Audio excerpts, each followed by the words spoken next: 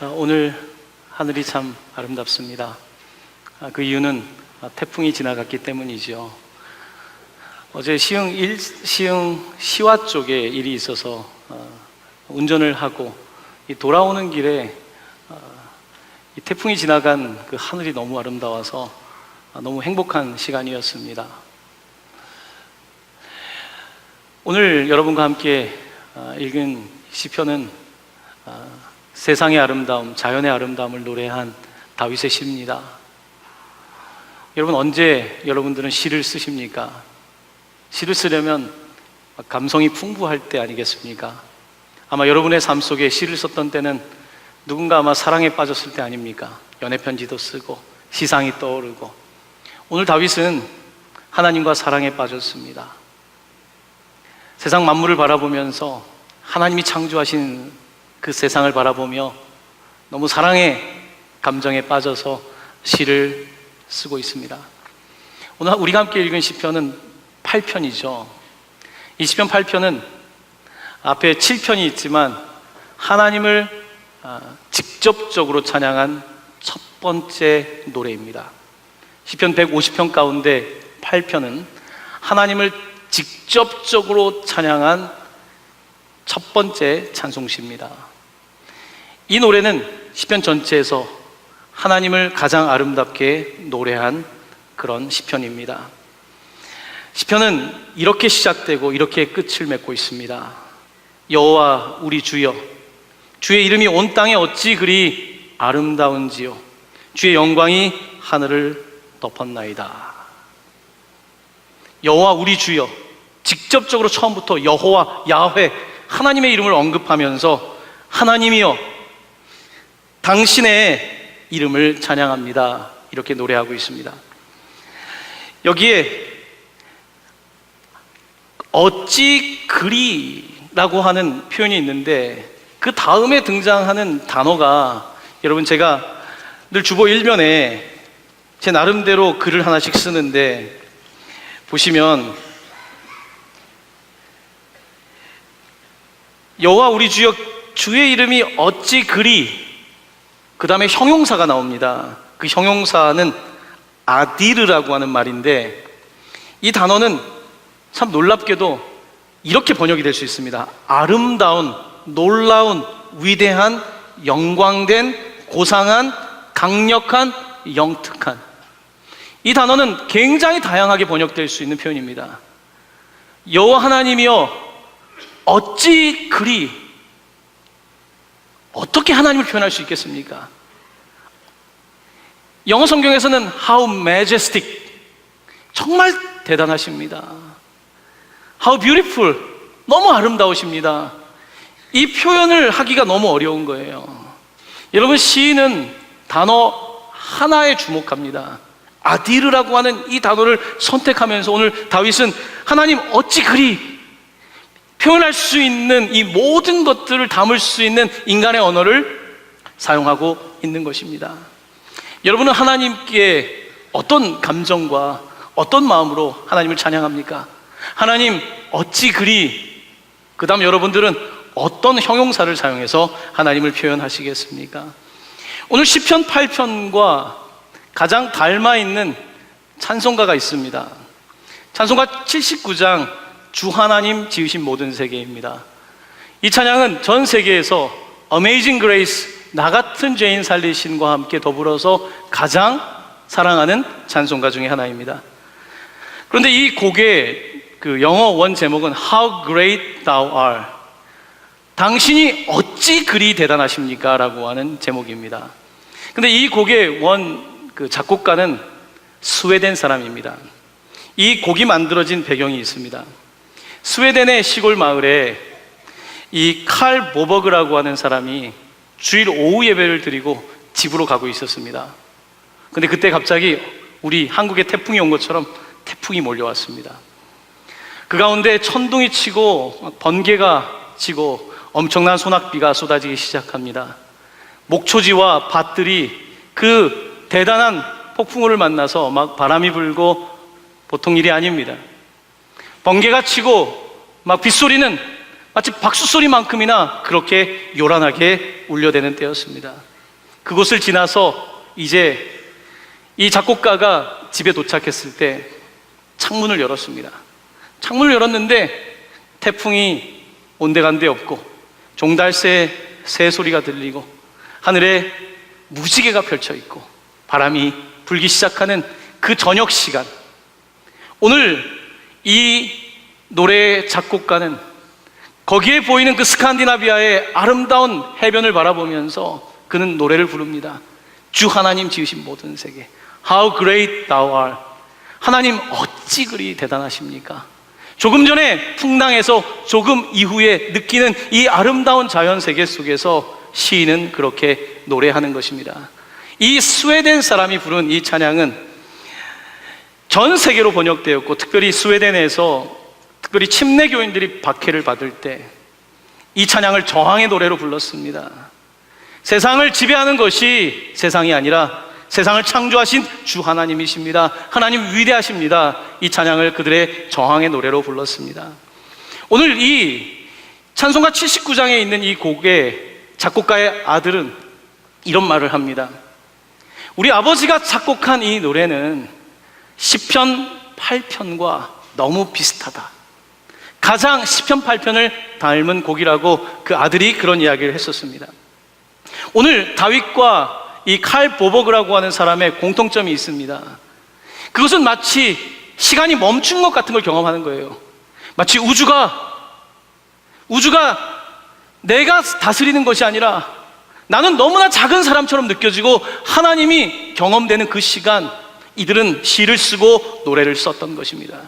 여러분은 여러분의 삶 속에서 언제 잠시 멈춰서 How great thou art, 하나님 위대하십니다, 하나님 어찌 그리 아름다우십니까, 하나님 어찌 그리 놀라우십니까, 그렇게 영특하십니까, 하나님 어찌 그리 대단하십니까? 여러분 언제 그렇게 하나님을 찬양합니까?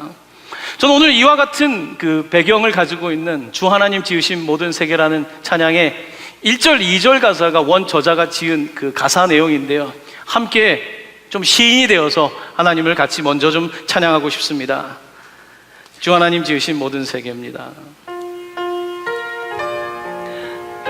좀 이 찬양을 깊이 느껴보시며 고백할 수 있게 되길 바랍니다.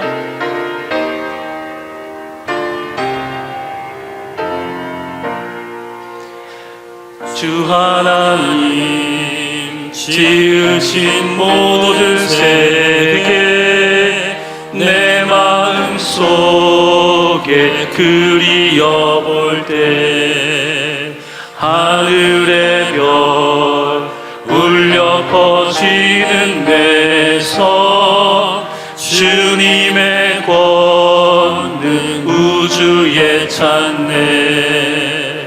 주님의 높고 위대하심을 내 영혼이 찬양하네. 주님의 높고 위대하심을 내 영혼이 찬양하네. 숲속이나 험한 산 골짜기에서 지저귀는 저 새소리들과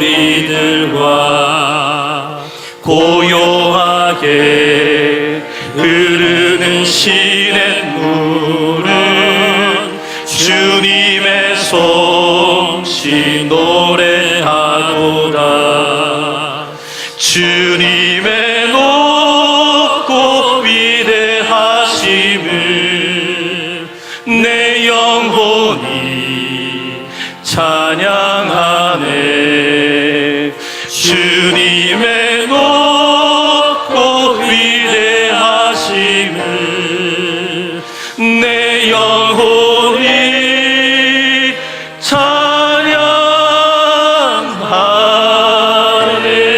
찬양하네. 아멘. 아름답지 않습니까?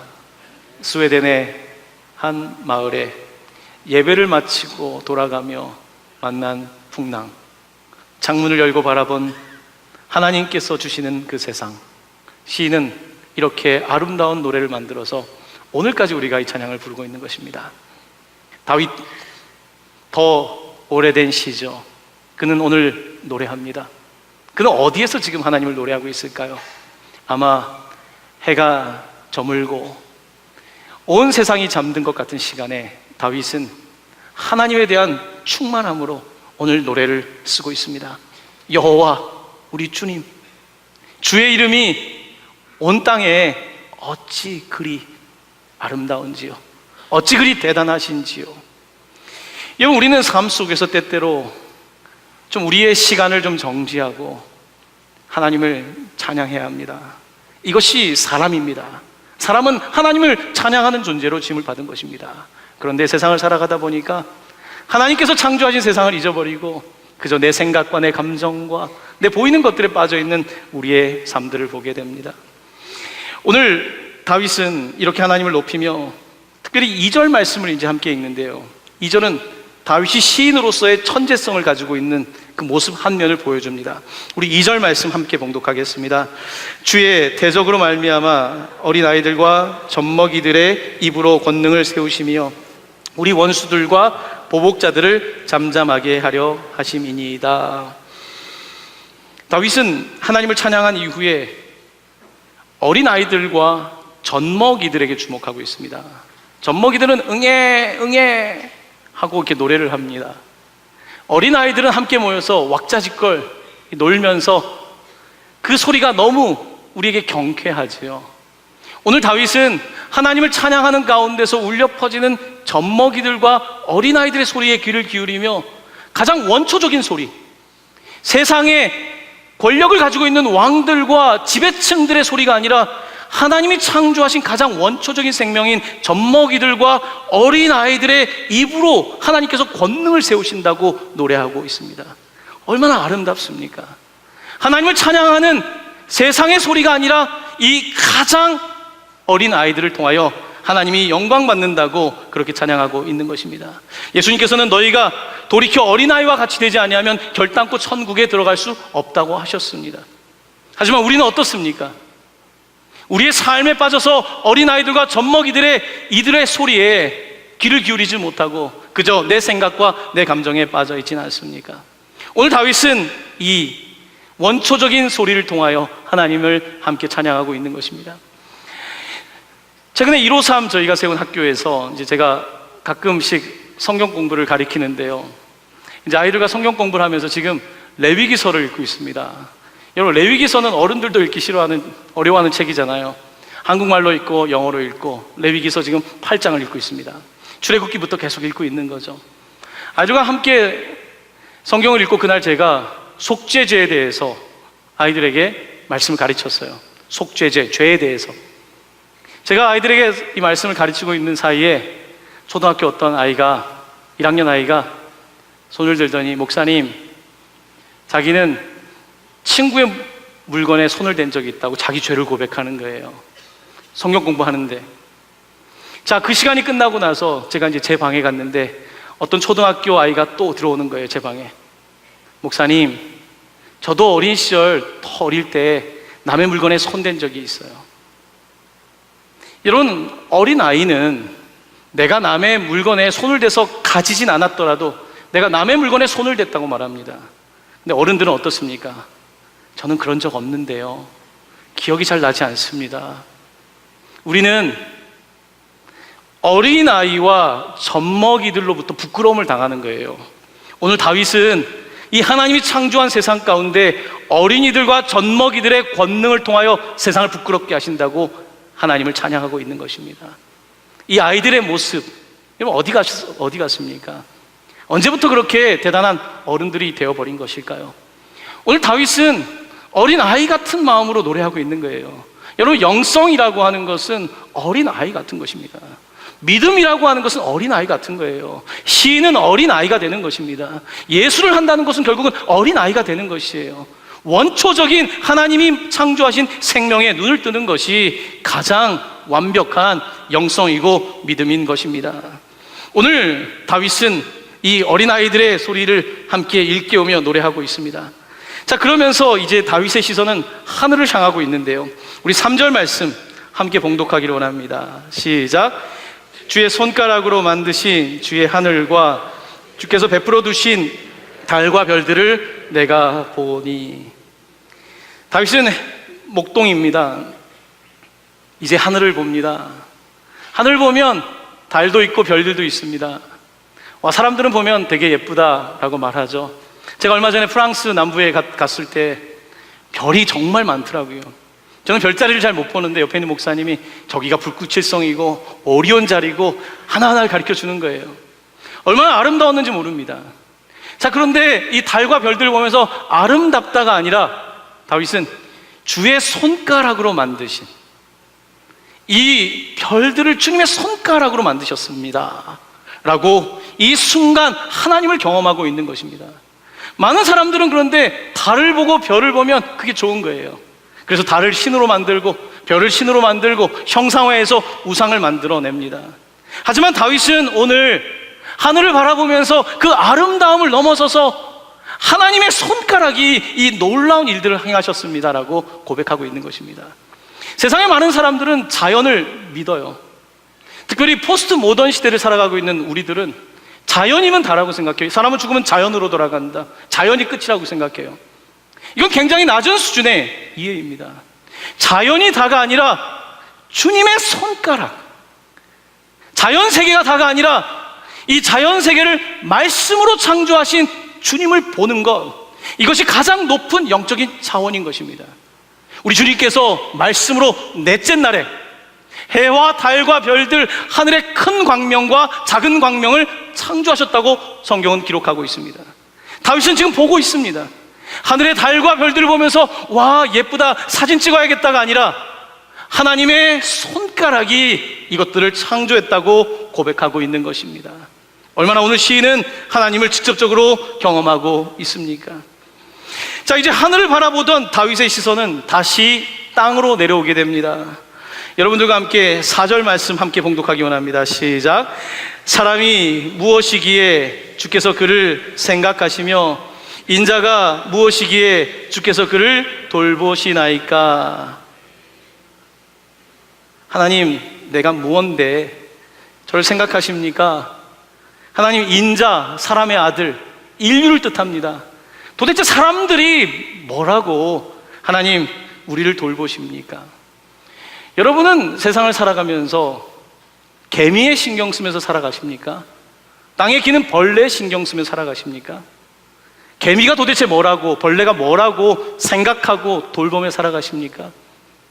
이해가 안 되지 않습니까?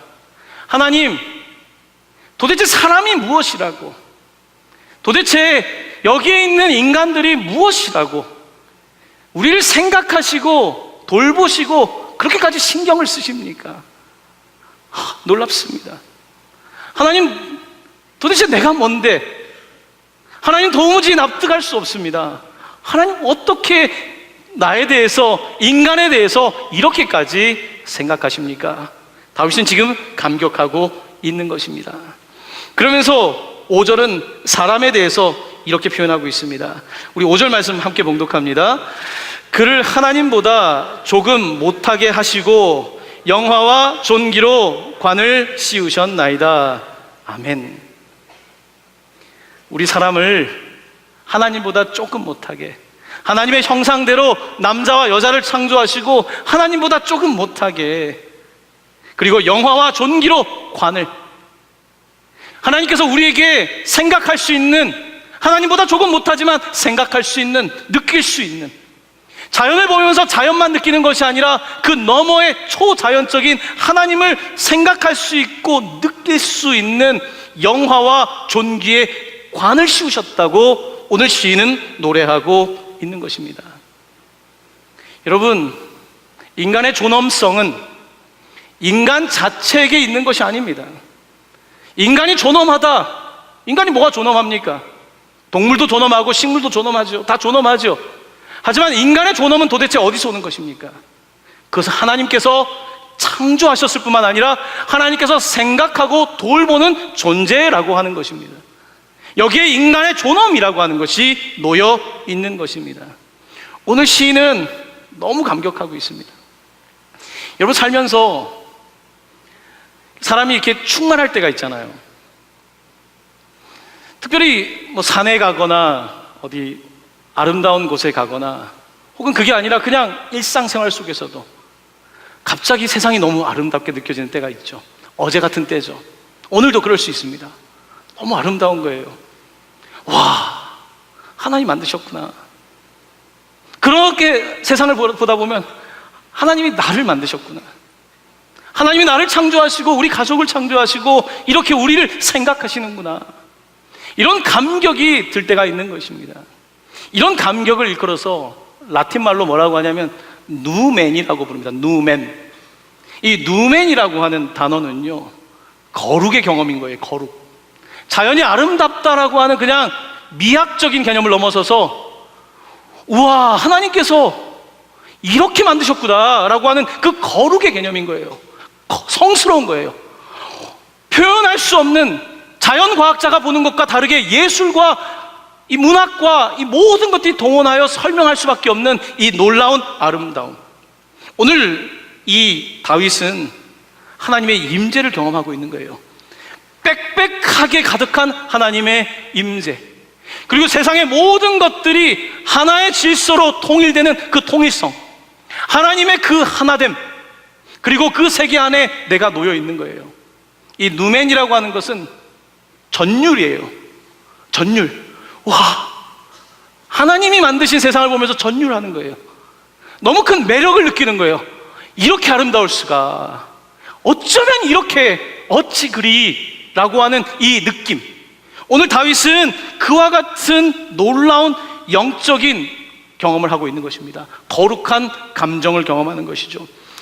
현대인들이 잃어버린 것 가운데 가장 슬픈 것은 우리의 삶 속에 하나님을 찬양하는 그 종교성, 그 믿음, 그 가장 순수한 어린아이와 젖먹이들의 찬양을 잃어버렸다는 데 있습니다. 안타깝게도 찬양의 언어를 잃어버렸고, 기도의 언어를 잃어버렸고, 하나님을 찬양해야 되는 우리에게 주신 그 놀라운 은혜를 잊어버린 것이 우리의 삶의 현실입니다. 시편은, 특별히 오늘 시편 8편은 감탄사예요. 감탄사. 이런 문장에는 서술형이 있고 질문이 있고 감탄사가 있지 않습니까? 감탄사. 오늘 시편은 감탄사예요. 여호와 우리 주여, 주의 이름이 어찌 그리 아름다우신지요. 와, 이런 감탄사는요, 그 다음에 별로 머리로 생각한 단어가 나오지 않습니다. 우와, 우와, 어찌, 표현할 수가 없는 거예요. 오늘 시인은 그 표현을 하기 위해서 지금 언어를 사용하고 있는 것입니다. 너무너무 감탄사.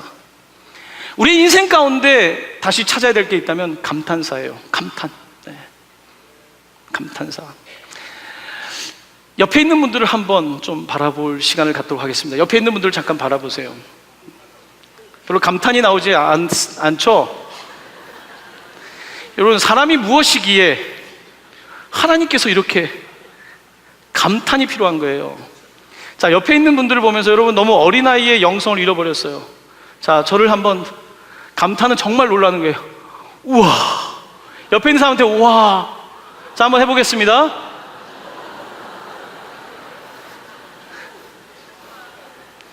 제가 잘 보니까 장로님들이 가장 잘 안 되시고 계세요. 우와. 너 뭐니? 오늘 왜 이렇게 이쁜 거야? 여자분들 보면 감탄 잘 하시잖아요. 감탄이에요. 하나님, 어쩌면 이렇게 이런 귀한 지체를 우리에게 주셨습니까? 하나님, 어떻게 이렇게 놀라운 배우자를 주셨습니까? 하나님, 어떻게 이런 아이들을, 하나님, 어떻게 이런 성도를, 어떻게 하나님 이런 목사님을 주셨습니까? 와, 이런 거예요. 와. 다시 한번 여러분들 옆에 있는 사람 보면서 와 한번. 네. 자, 다시 한번 해보겠습니다. 옆에 있는 사람 보시고 와. 와, 어찌 그리 잘생기시고 예쁘고 어찌 그리. 오늘 시편은 시예요, 시. 저는 이 시편을 참 좋아합니다. 정말 좋아요. 여러분, 우리의 삶 속에 감탄사를 회복해야 돼요. 어린아이의 소리를 회복해야 돼요. 그것이 우리의 삶을 얼마나 풍성하게 하는지 모릅니다. 우리가 너무 많이 수학을 배웠어요. 계산을 너무 잘해요. 언어를 너무 많이 배웠어요. 언어적 사고, 논리적 사고를 너무 많이 해요. 하지만 우리에게 아주 근원적인 언어인 감탄사, 예배, 이 언어들을 다시 회복하는 것, 이것이 우리가 해야 되는 일입니다. 사랑하는 성도 여러분, 오늘 여호와라고 할 때 이 여호와라고 하는 이 하나님의 이름은 명사가 아닙니다. 명사가 아니에요. 하나님의 이름 여호와, 야훼는 하나님은 계시다, 스스로 계시다라는 뜻입니다. 하나님의 이름은 동사예요. 자, 하나님의 이름이 동사라고 하는 데는 굉장히 중요한 의미가 있습니다. 하나님은 하나의 사물, 명사가 아니라 하나님은 어제도 계셨고 오늘도 계시고 내일도 계시고 하늘의 달과 별과 사람과 이 모든 것들을 지금 운행하고 계시는 그가 동사라는 거예요. 여호와 우리 주여, 그래서 너무 놀랍습니다라고 고백하는 거예요. 여러분, 우리의 이름도 마찬가지입니다. 우리의 이름이 아무개라고 하는 명사형이지만 사실은 우리의 이름은 동사가 돼야 돼요. 매일매일 새로워야 돼요. 매일매일 새롭고 매일매일 벅차고 감격하고 감탄하는 것, 이것이 하나님께서 주신 우리의 인생인 것입니다. 우리 동강교회 성도님들, 자, 이번 주 한 주간은 집에 가셔서 좀 갑자기 성질 났을 때도 좀 참으시고, 우와, 오늘 너무 반찬이 너무 좋아. 와, 너 왜 이렇게 공부를 잘하니?